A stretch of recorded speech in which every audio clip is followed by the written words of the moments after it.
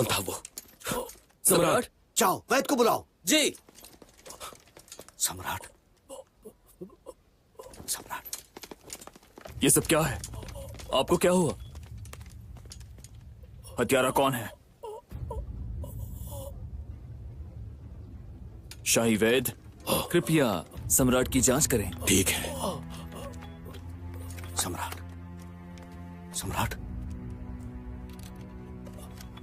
सम्राट,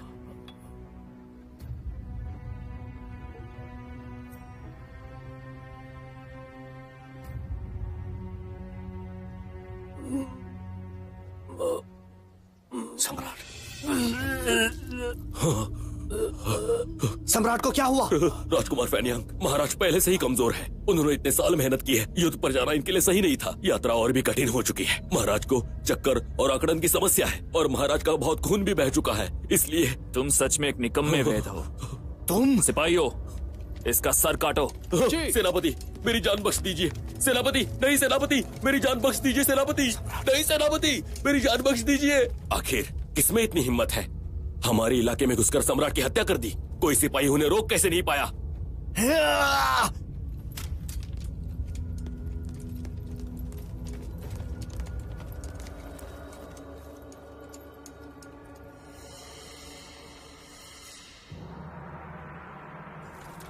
बोलो, अपराधी कौन है? सम्राट ने उसे ली कहकर संबोधित किया। बकवास। सम्राट की हत्या राजकुमार क्यों करेंगे?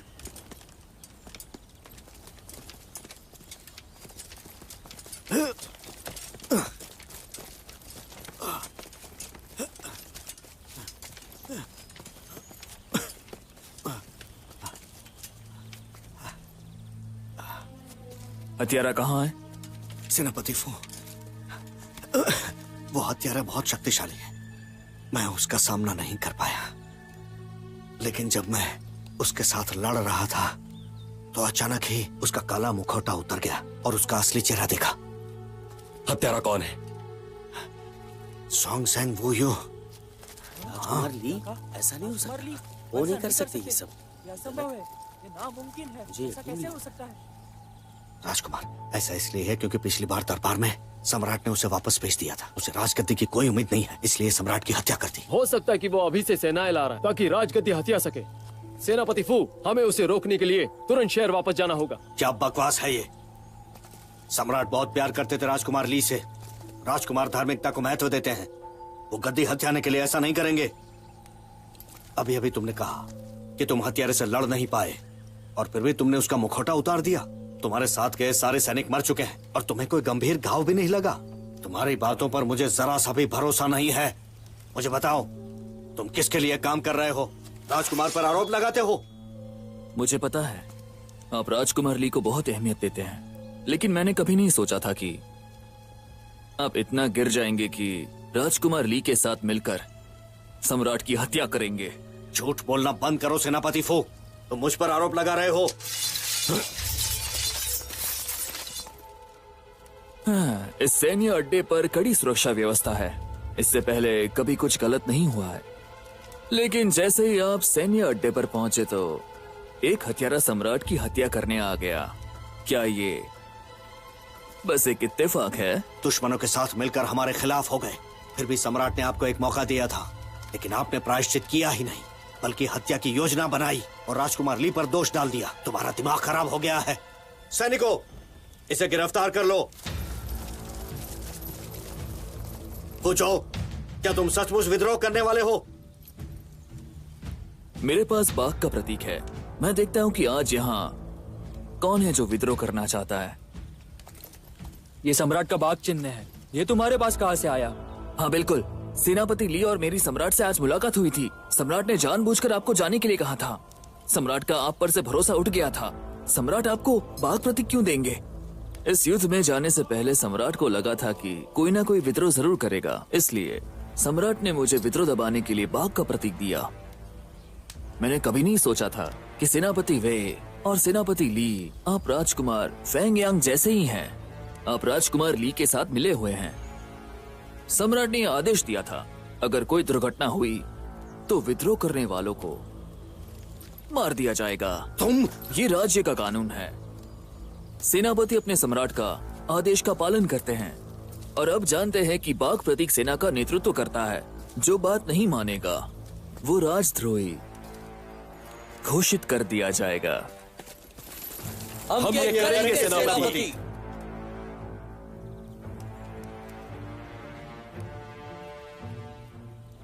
गद्दार। और अब तो सब जानते हैं कि राजकुमार ली ने महामहिम की हत्या की है।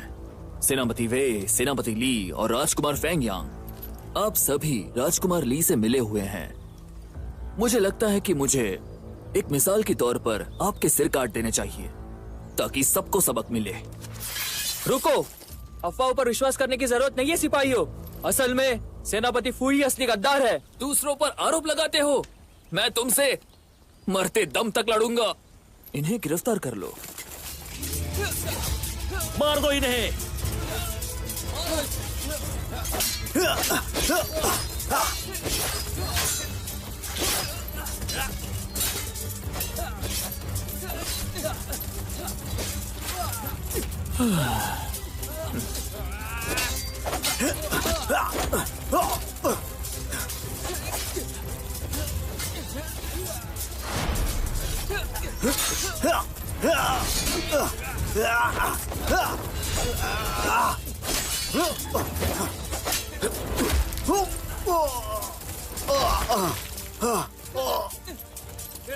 तुम फू चाओ नहीं हो। फू चाओ ने अपने सैनिकों के साथ युद्ध के मैदान में बहादुरी दिखाई है। भले ही वो वफादार न हो, लेकिन सैनिकों की इस तरह बलि नहीं चढ़ाएंगे। आखिर कौन हो तुम? अरे, अब इसके बाद भी इल्जाम लगाने का कोई फायदा नहीं, क्योंकि तुम ज्यादा देर टिकोगे नहीं। तो ठीक है, अब जब इन तीनों ने एक गद्दार के साथ मिलकर सम्राट की हत्या कर ही दी है तो इन्हें माफ नहीं कर सकते। एक सिर के बदले 200 सिक्के मिलेंगे, 2 सिर के बदले ज्यादा बढ़ोतरी मिलेगी, और 3 सिर के लिए तुम्हारी मुलाकात युवराज से होगी। तुम सेनापति बन सकते हो।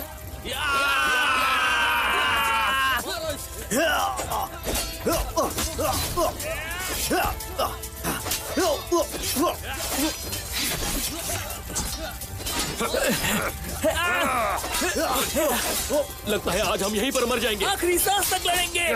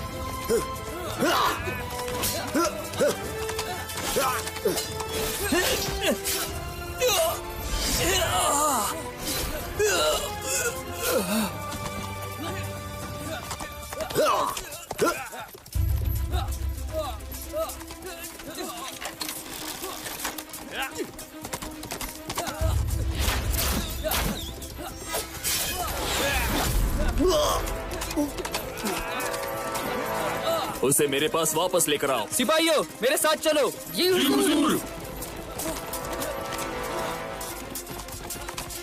मेरी आज्ञा मानो। सम्राट को वापस ले जाने के लिए सेना को तैयार करो और वहां राजकुमार ली को गद्दी हथियाने से रोको। जी।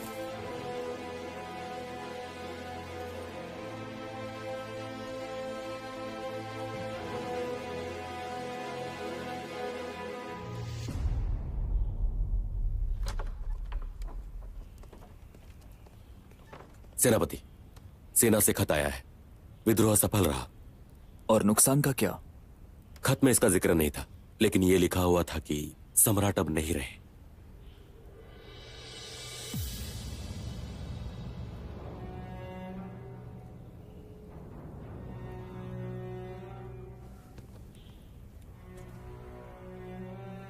क्या कहा तुमने? वो नहीं रहे? शांत हो जाइए सेनापति। मालिक ने कहा यह रोंगली की वजह से हुआ, क्योंकि वो अचानक शिविर में घुस आई और सबको बता दिया कि आप सेनापति महल में हैं। इसीलिए उन्हें समय से पहले कार्रवाई करनी पड़ी, और ये सब उसी का नतीजा है।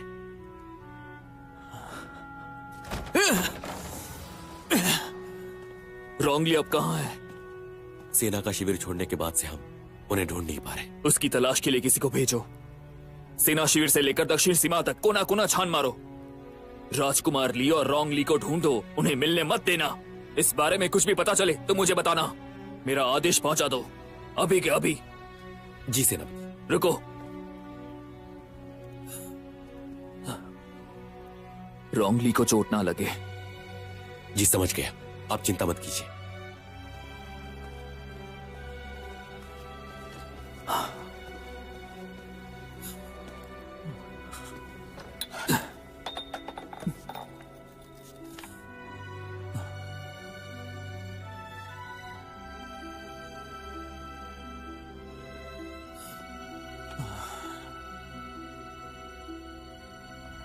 सेनापति शियांग, आपको नहीं लगता कि युवराज हाल ही में अजीब बर्ताव कर रहे हैं? जब पिताजी महल में थे कम से कम वो लगाम में रहते थे। अब पिताजी युद्ध पर गए हैं तो वो बिल्कुल बेलगाम हो गए हैं। क्या उन्हें डर नहीं है कि पिताजी वापस आने के बाद उन्हें सजा देंगे? ये वाकई अजीब है, लेकिन अब युवराज भी अजीब व्यवहार कर रहे हैं। शाही पहरेदारों में कोई ऐसा भी है जो मुश्किल खड़ी कर रहा है। अच्छा, ऐसी बात है तो कौन है जो आपको भड़का रहा है? शाही पहरेदारों के छोटे सूबेदार जाओ यीशेंग। अच्छा, वो चाहता क्या है? मुझे लगता है कि वो बहुत लंबे समय से इस पद पर है। मुझसे अपना पद बदलना चाहता है, कुछ नया करना चाहता है। नामुमकिन है। पिताजी सिर्फ आप पर भरोसा करते हैं। जब तक पिताजी हैं, सेनापति के रूप में आपकी जगह कोई नहीं ले सकता। ठीक है, मुझे चलना चाहिए और युवराज पर बिल्कुल कड़ी नजर रखना। चिंता मत कीजिए राजकुमार।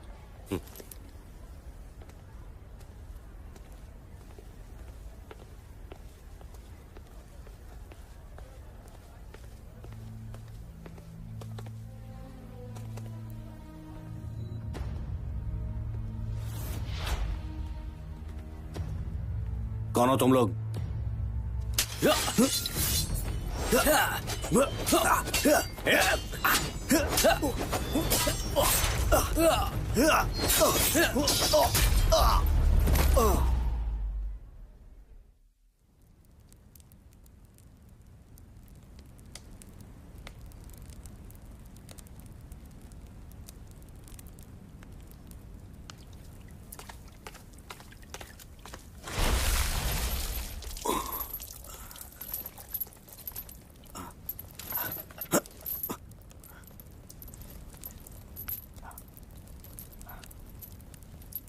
कौन हो तुम और मुझे क्यों बांधा है? तुम जानते हो मैं कौन हूं? शाही रक्षक जियांग चैंग। बेशक मैं जानता हूं तुम कौन हो, लेकिन शायद तुम नहीं जानते कि मैं कौन हूं।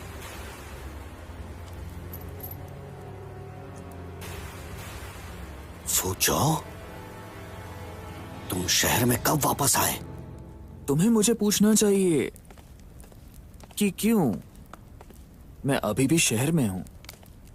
मैंने अपनी आंखों से देखा था। क्या वो नकली फूचो है? तो सम्राट अब नहीं रहे। तुम्हारी इतनी हिम्मत! अपने आप को समझते क्या हो? सम्राट की मौत का बदला लूंगा मैं।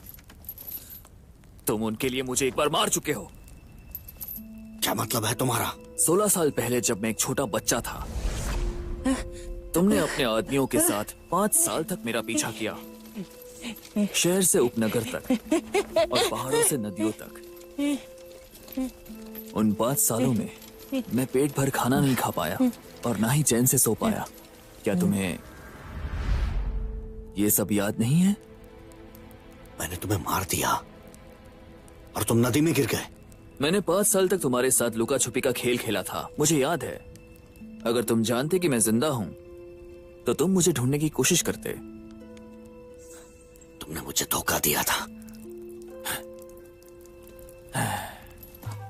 जियान चैंग, क्या तुम्हें नहीं लगता कि तुम्हें मेरा आभारी होना चाहिए? क्योंकि सबने सोचा था कि मैं मर चुका हूं, इसलिए आज तुम शाही पहरेदार के सूबेदार के पद पर हो। एक बच्चे को मार गिराना सबसे शर्मनाक काम है जो मैंने अपने जीवन में किया है। लेकिन सम्राट की कोई वजह रही होगी। उनके सेवक होने के नाते उन्हें पूछने का मुझे कोई अधिकार नहीं। मैंने आदेश माना, उन्हें मना नहीं कर सकता। तुम्हारी वफादारी दिल को छूने वाली है। ये मेरी गलती है, मैंने अपना काम पूरा नहीं किया, मुझसे बड़ी भूल हो गई। अब जब मैं तुम्हारी गिरफ्त में हूं तो मैं ही दोषी हूं। तुम जो भी करना चाहो मेरे साथ आराम से कर सकते हो। तुम एक सच्चे मर्द हो। रक्षकों, जी। इन्हें दुनिया से आजाद कर दो। जी सेनापति।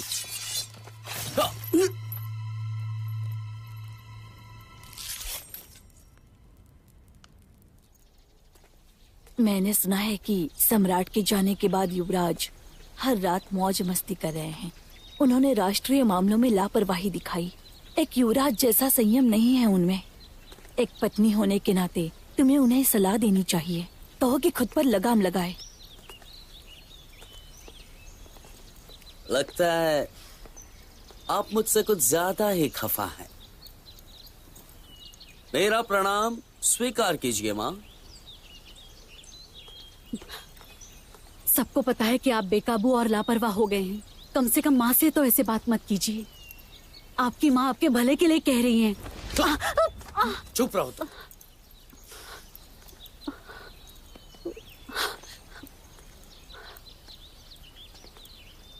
आपने बिना वजह अपनी पत्नी को थप्पड़ मारा। क्या आप ये सब मुझे दिखाने के लिए कर रहे हैं? देखिए, अभी भी आप एक युवराज हैं और पहले ही मेरा अनादर करना शुरू कर दिया। अगर आप भविष्य में सम्राट बन गए तो मुझे तो महल से बाहर ही निकाल देंगे। आप ये कैसी बातें कर रही हैं? मैंने आपके साथ दुर्व्यवहार नहीं किया है। मैं आपकी इज्जत करता हूँ, लेकिन इतने सालों में पिताजी ने राजकुमार ली को ज्यादा अहमियत दी है। ली ने जो कुछ भी किया वो सही था, पर मैंने जो किया वो आपके लिए बस एक परेशानी थी। क्या आपको लगता है कि राजकुमार ली उत्तराधिकारी बनेगा? हाँ, ये तो बहुत बुरा हुआ। अभी जो युवराज के पद पर बैठा है वो मैं हूं, और राजगद्दी का उत्तराधिकारी भी मैं बनूंगा। और माँ, लगता है मुझे आपको निराश करना पड़ेगा। आपको तो मुझे और भी जरूरी काम है। अलविदा।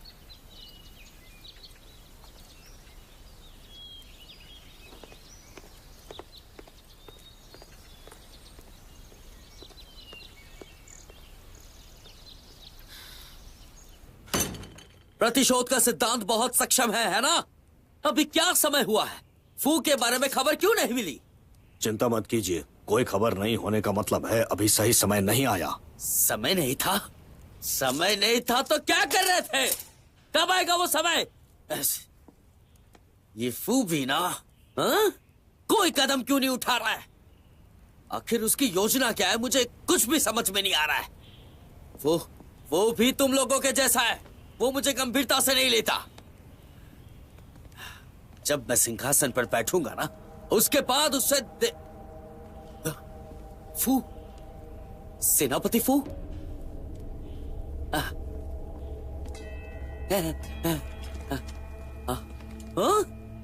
आप यहां पर कब आए? मुझे लगा कि आप मेरे पिताजी के साथ हैं। बेशक मेरे यहाँ होने की अपनी वजह है। अभी आपने सिंहासन पर बैठने के बाद मुझे सजा देने की बात की। अब मैं उन लोगों की बात कर रहा था जो मुझे कभी गंभीरता से नहीं लेते, लेकिन मैं भी उन्हें वो हिसाब से ही सजा दूंगा। सेनापति फू, आप अलग हैं। आप मेरे भरोसेमंद आदमी हैं। अगर आप मुझे अपनी योजना के बारे में बताएंगे तो मैं सम्राट बन जाऊंगा और मैं हमेशा आपका आभारी रहूंगा। मैंने आपको योजना के बारे में नहीं बताया क्योंकि ये सही समय नहीं है। सेनापति फू, सेनापति फू, क्या ये सही समय नहीं है?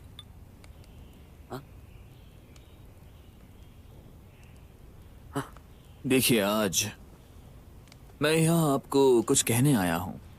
दरअसल राजकुमार ली राजधानी से निकाले जाने की वजह से गुस्से में है।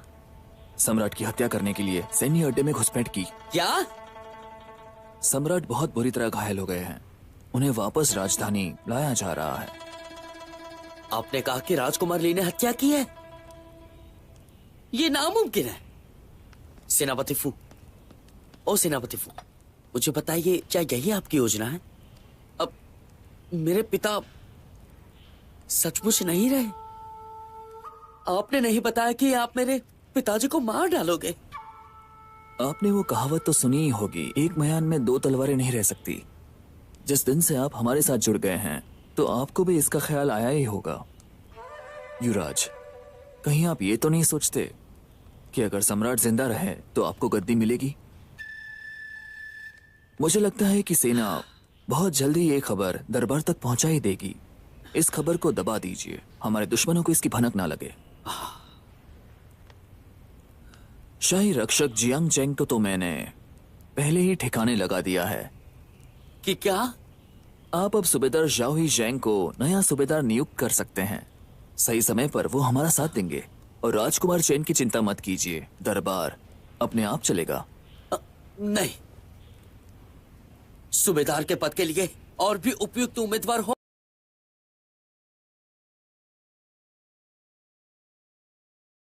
ये जैंग चाहिए युवराज, मेरी बात मानिए। अब रुकिए सेनापति फू। हाँ, क्या आप भूल गए हैं कि यहाँ पे युवराज कौन है? आपको मेरा आदेश सुनना चाहिए। ये पूर्वी महल है। आप अपनी मर्जी से आते जाते हैं यहाँ पर। आपने मुझे अपनी योजना नहीं बताई और अब मुझे आदेश देने की कोशिश कर रहे हो तुम। पहरेदारों, इस आदमी को गिरफ्तार कर लो। प्रणाम राजकुमार।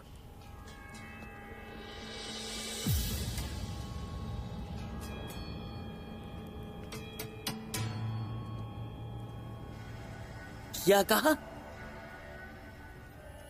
तुम प्रतिशोध के पंथ के छोटे मालिक हो? तो अब समझा। तुम मुझसे हमेशा झूठ बोलते आए हो ना। मैं तुम्हें मार डालूंगा, देख लेना। छोड़ो मुझे। तुमने शुरू से ही ये सब योजना बनाई है ना? तुमने मेरा विश्वास जीतने के लिए मुझे धोखा दिया है। तुमने मुझे फंसाया ताकि तुम मेरा इस्तेमाल कर सको। सही कहा ना? अगर आपको राजकुमार ली से नहीं लड़ना होता तो मेरे जाल में कैसे फंसते? अगर आपका विद्रोह करने का कोई इरादा नहीं था तो आज ये परिणाम नहीं आता। जो हुआ है आपकी मर्जी से हुआ है, किसी ने भी आपको मजबूर नहीं किया था। सम्राट की मौत की वजह से आप मुझे मारना चाहते हैं। शाही रक्षक आपके नियंत्रण में है और आपका सिंहासन पाने का सपना पूरा हो जाएगा। आपके सैनिक राजकुमार ली से लड़ने में आपकी मदद करेंगे तो आपको मेरी जरूरत नहीं है। लेकिन मैं आपको सब कुछ स्पष्ट कर देता हूँ। जियान चेंग के बिना शाही रक्षक बिना सिर वाले मुर्गे की तरह है। वो दक्षिणी सेना से नहीं जीत पाएंगे। वो छिपे हुए लोगों से भी नहीं जीत सकते। तो युवराज, आपकी मंजिल अब भी बहुत दूर है। मेरे नाकाम होते ही आप मुझसे छुटकारा चाहते हैं तो मुझे लगता है उसका सही वक्त नहीं आया, क्योंकि मेरे बिना आपकी जान को भी खतरा है। सोचकर देखिए। छोड़ो इन्हें।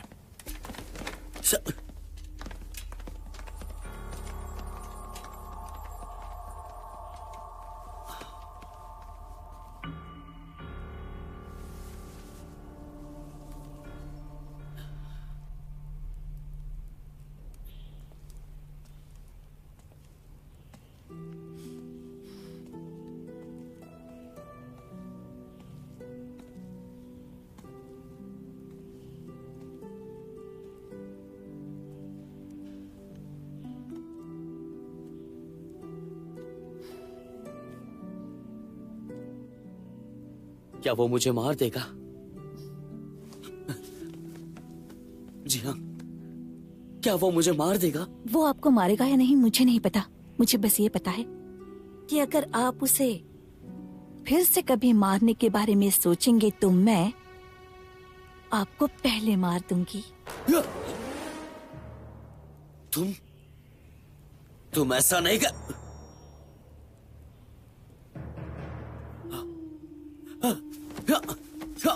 हाँ बिल्कुल, मैं भी प्रतिशोध के पथ पर हूँ।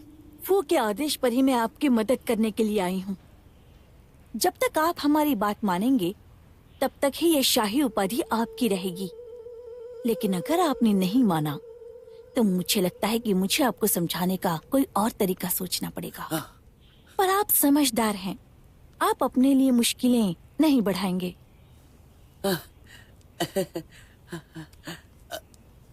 जियान, हम पति पत्नी है ना दोनों? प्रतिशोध के सिद्धांत में एक दवा है जिसे प्रेम औषधि कहते हैं। इसे लेने वाले प्रेम प्रसंग दृश्यों के सपने देखते हैं। तो जिस प्यार की तुम बात कर रहे हो वो सिर्फ तुम्हारी कल्पना है। अगर मैं हत्या करना जानती हूँ तो मैं खुद को आसानी से दूसरों को नहीं सौंपती।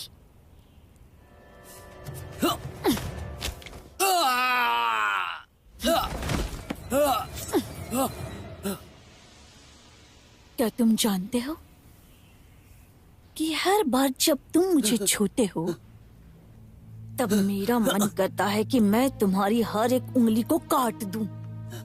तुम एक विकृत, बेकार और अनैतिक आदमी हो। अगर ये फू का आदेश नहीं होता तो तुम्हें क्या लगता है तुम्हें राजकुमार ली के खिताब के लिए लड़ने का अधिकार मिलता? तुम सिर्फ कृतज्ञ ही नहीं हो, तुमने उसे मारने के बारे में भी सोचा। तुमने अपनी सारी हदें पार कर ली हैं। तुम्हें आभारी होना चाहिए। अब हमारा लक्ष्य एक ही है, राजकुमार ली द्वारा गिरफ्तार किए जाने और राजद्रोह के लिए दंडित किए जाने के बजाय तुम हमारा सहयोग क्यों नहीं करते? हम मिलकर राजकुमार ली को हरा देंगे। यही एकमात्र तरीका है जिससे तुम सिंहासन पर बैठ सकते हो और वहाँ पर बैठकर दूसरों को आदेश दे सकते हो। मदद पाने के लिए इस जगह को छोड़ने के बारे में कभी मत सोचना। ये महल अब हमारे लोगों के कब्जे में है। अपना ध्यान रखना।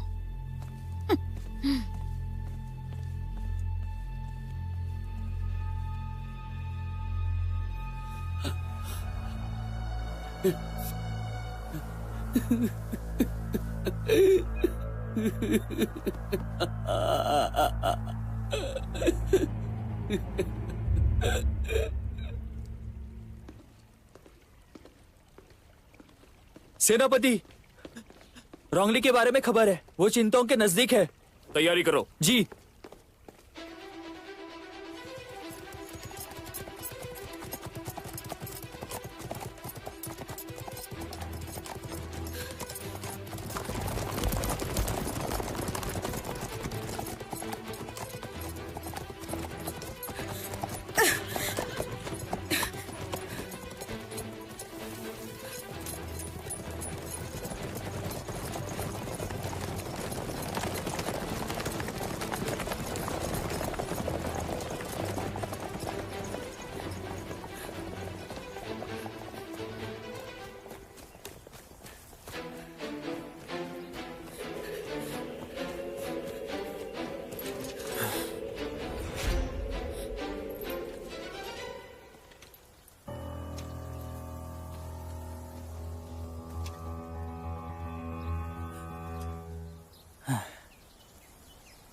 तुम मुझे मारना क्यों चाहते हो?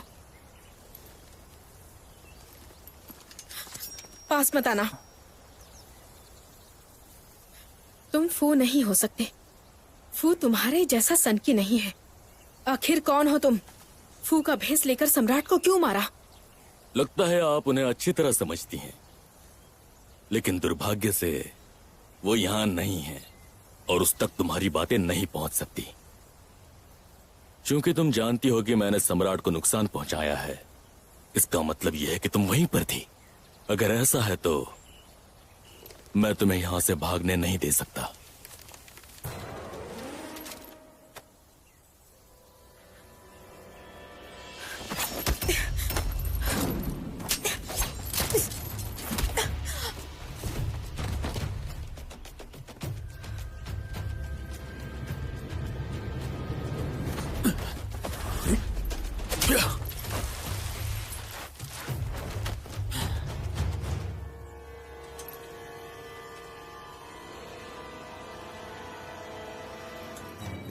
मैंने तुम्हें कई बार कहा है, उसे चोट मत पहुंचाना। उसे हमारे राज के बारे में पता चल गया है। वो मैं देख लूंगा, तुम इससे दूर रहो। तुमने किए हुए वादे और अपने उद्देश्य को मत भूलना।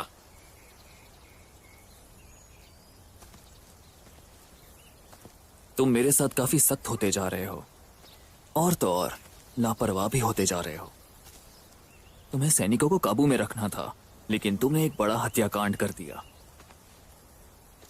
और तुम्हें सजा भी नहीं मिली है। तो तुम्हारे गुस्से की वजह यह है कि सम्राट अभी जिंदा नहीं रहे, सही कहा ना?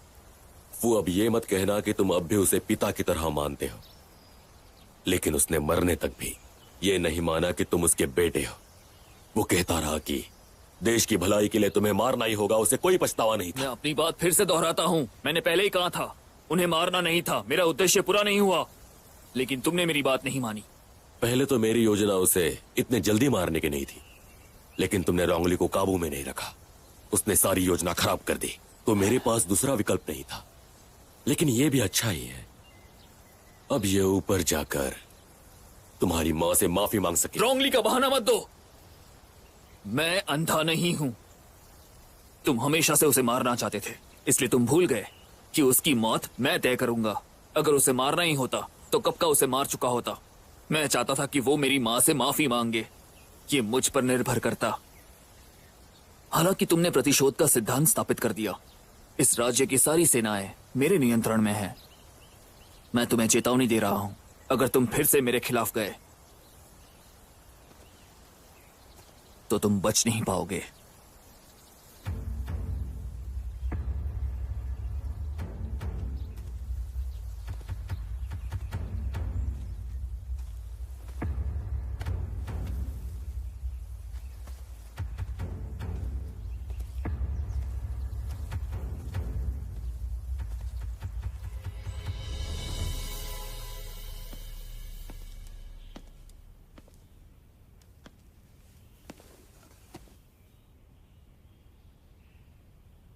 युवराज को प्रणाम। युद्ध शुरू होने के बाद खास समस्या के बारे में राजस्व मंत्रालय और राजकुमार चेन के बीच कई दिनों के चर्चा के बाद उन्होंने प्रतिवेदन के साथ एक प्रस्ताव दिया है। क्या आपने इस बारे में पढ़ा है युवराज?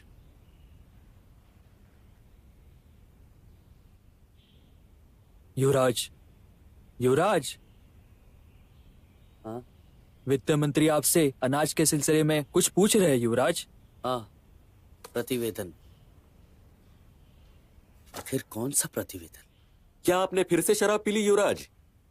लगता है आपको तो कल का प्रतिवेदन भी याद नहीं। मैं इन दिनों बहुत व्यस्त रहा हूं, मैं इसे समय पर पढ़ नहीं पाया।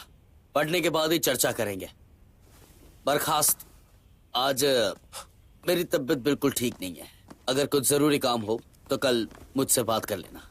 हाँ युवराज,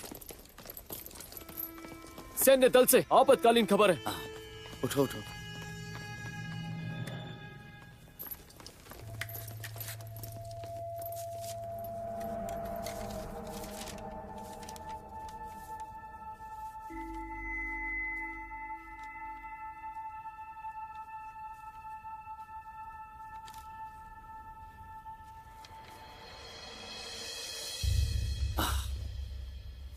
क्या हुआ युवराज? ऐसी क्या खबर है? राजकुमार ली ने पिताजी की हत्या के लिए साजिश की है। पिताजी नहीं रहे। क्या बकवास कर रहे हो?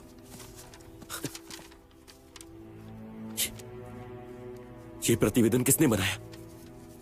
ये बिल्कुल बकवास है। ये नकली है या नहीं, ये महोदय यांग ही बता पाएंगे। महोदय यांग, एक बार देखिए।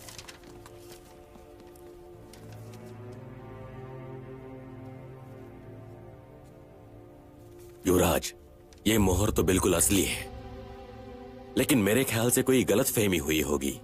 युवराज ली और महाराज की हत्या। राजकुमार ली हर बार ऐसा ही करता है। इतने सालों में उन्होंने पिताजी के साथ यही किया है। पिताजी की बात कभी नहीं मानी और हर बार पिताजी की अवहेलना की। इस बार तो दरबार में भी उनकी बात की अवहेलना की। उन्हें राजधानी से निकाल दिया गया। वो इसमें नाउम्मीद हो गए, इसीलिए पिताजी की हत्या के लिए किसी को भेजा। कितना कितना घिनौना इंसान है। भाई ऐसा कभी नहीं कर सकता। ये तुमने किया होगा। तुमने ही उस फू के साथ मिलकर गठबंधन कर लिया है। जब पिताजी नहीं होते थे, तुम झूठे सबूत जुटाते थे ताकि तुम भाई को फंसाकर प्रतिद्वंदी से छुटकारा पा सको। ये तुम क्या कर रहे हो? कई लोगों ने ली को हत्या करते हुए देखा है। तुम सबूत मिटाना चाहते हो? फाड़ दो इसे, फाड़ दो इसे। मुझे यकीन नहीं हो रहा। पिताजी इतने होशियार थे, वो फू के जाल में कैसे फंस सकते हैं? वो जरूर जिंदा होंगे और स्वस्थ भी होंगे। जब वो राजधानी वापस आएंगे, मैं देखना चाहता हूँ कि राजकुमार तुम इस गद्दी पर कैसे टिकोगे। क्या कहा तुमने? फिर से कहो। हाँ, फिर से क्या कहो। करोगे? क्या कहा तुमने? दोबारा कहूंगा तो कहो क्या ना। करोगे तुम? शांत हो जाइए, शांत हो जाइए राजकुमार। महाराज के मौत की ये खबर राजकुमार चैन के लिए बहुत ही दुखद है। वो बहुत ही परेशान है, इसलिए उनके मुंह से ये शब्द निकल गए होंगे। राजकुमार, हम बहुत ही हताश और स्तब्ध हो चुके हैं महाराज की ये खबर सुनकर। हमें भी बहुत दुख हुआ है और मुझे लगता है युवराज को भी इस बात का जरूर दुख हुआ होगा। अगर आपको लगता है कि राजकुमार ली ने ऐसा नहीं किया है, दोषी कोई और है, तो युवराज से लड़ने की कोई जरूरत नहीं है। आप सच्चाई का पता लगाने के लिए किसी को सैन्य के अड्डे पर भेज सकते हैं। नहीं, हम वे के खिलाफ युद्ध अधूरा नहीं छोड़ सकते। हमें इसे अपने तक ही रखना चाहिए।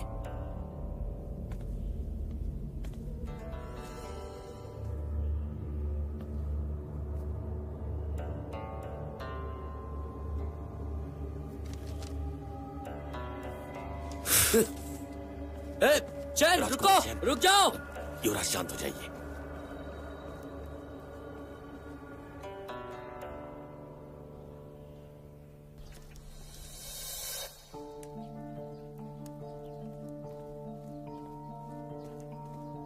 राजकुमार चैन, सेनापति श्यांग कहाँ है? सूबेदार, वो तो आज नहीं आए हैं। अरे राजकुमार चैन, चलो। सेनापति श्यांग, सेनापति श्यांग, सेनापति, सेनापति श्यांग। राजकुमार चैन, सेनापति श्यांग घर पर है?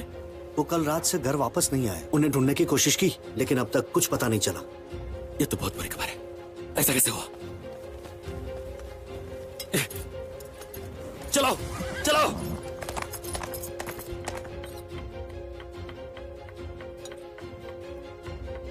पहरेदार, पहरेदार, जाओ भाई को खबर दो, राजधानी में बुरी खबर है। तुम जी। मेरा घोड़ा लेकर आओ। जी। राजकुमार चैन, क्या हुआ है? अभी वक्त नहीं है, अपना सामान बांधकर तुरंत निकलो। मैं राजधानी छोड़कर सेना के अड्डे की जांच करने जा रहा हूँ। मुझे नहीं लगता कोई बाहर जा पाएगा।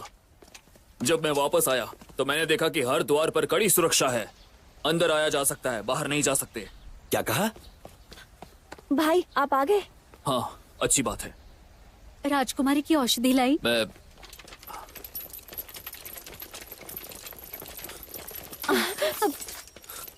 ये सब क्या कर रहे हो तुम? राजकुमार का आदेश। राजकुमार ली की हत्या का मामला अभी भी चल रहा है, इसीलिए महल का कोई भी व्यक्ति बाहर नहीं जाएगा। जो आज्ञा का पालन नहीं करेगा उसका सिर काट दिया जाएगा।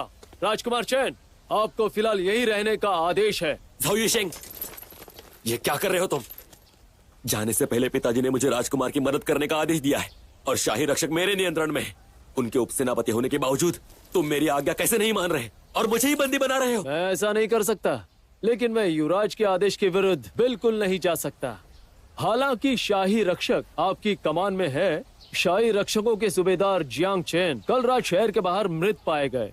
किसी ने देखा कि उन्हें आखिरी बार आपके साथ देखा गया था राजकुमार चैन, और युवराज के पास आपको कैद करने के अलावा कोई विकल्प नहीं है। दरअसल वो आपकी रक्षा कर रहे हैं। मैं नहीं मानता उसके आदेश को। सेनापति श्यांग को सच में कुछ हुआ है और इसके पीछे तुम्हारा हाथ है। पहले तुमने भाई को फंसाने के लिए फर्जी प्रतिवेदन बनाया और अब तुम मुझ पर आरोप लगाना चाहते हो। आज मैं यहां से चला जाऊंगा और जो भी मेरे रास्ते में आएगा वो मार दिया जाएगा।